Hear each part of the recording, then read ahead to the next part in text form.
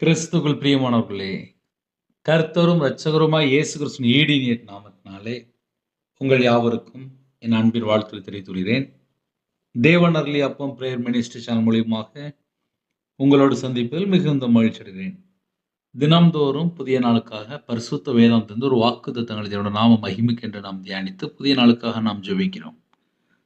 115ஆம் சங்கீதம் 12ஆம் வசனத்திலே கர்த்தர் நம்மை நினைத்திருக்கிறார், அவர் ஆசீர்வதிப்பார்.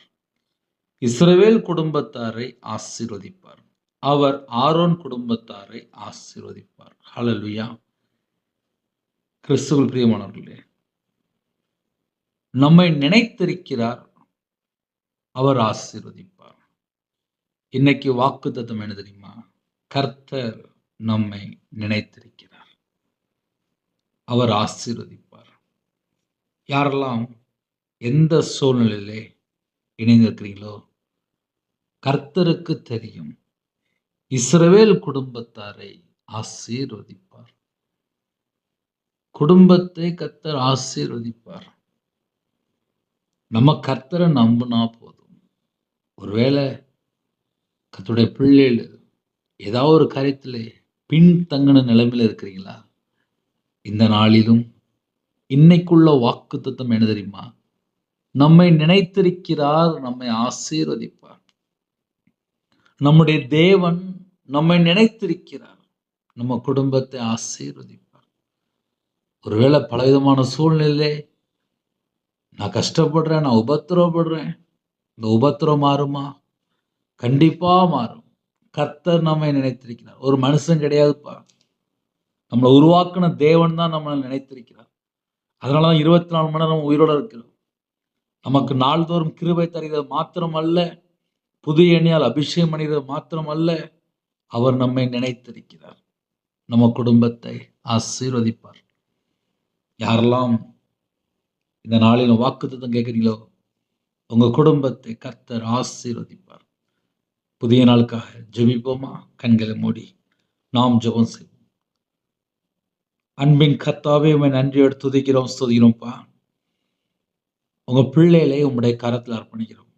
எந்த குடும்பத்தில் இணைந்திருக்காங்களோ கர்த்தர் எங்களை நினைத்திருக்கிறீங்கப்பா, அந்த கிருபைக்காக நன்றி. யாரெல்லாம் இந்த செய்தி கேட்கிறாங்களோ அந்த குடும்பத்தை கர்த்தர் ஆசீர்வதிக்கிற கிருபைக்காக நன்றி. உங்க பாதபடியில ஒவ்வொரு குடும்பத்தையும் அர்ப்பணிக்கிறோம்.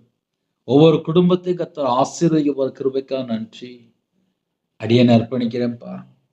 அப்பா, அந்த நாளிலும் வாக்குத்தத்தம் மூலியமா இணைந்து ஜெபிக்கிற ஒவ்வொரு குடும்பத்தையும் பரலோகத்துல தேவன் ஆசீர்வதிக்கிறோம்ப்பா. உங்க நாம மகிமைப்படட்டும்.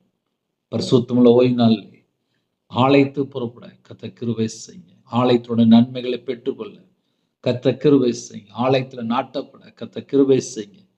மிகுந்த கிருபையினால உங்க பிள்ளைகளை நிரப்புங்க. குடும்பமா ஆலயத்துக்கு புறப்பட கர்த்தர் கிருபை செய்யுங்க.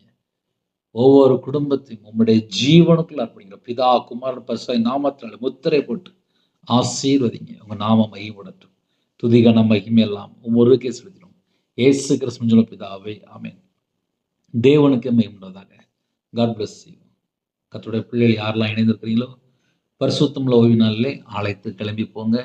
கர்த்தரும் குடும்பத்தை பரிபூர்ணமா ஆசீர்வதிப்பார். God bless you. Thanks for watching. Please subscribe our channel. Click the like and share. Click the bell. God bless you.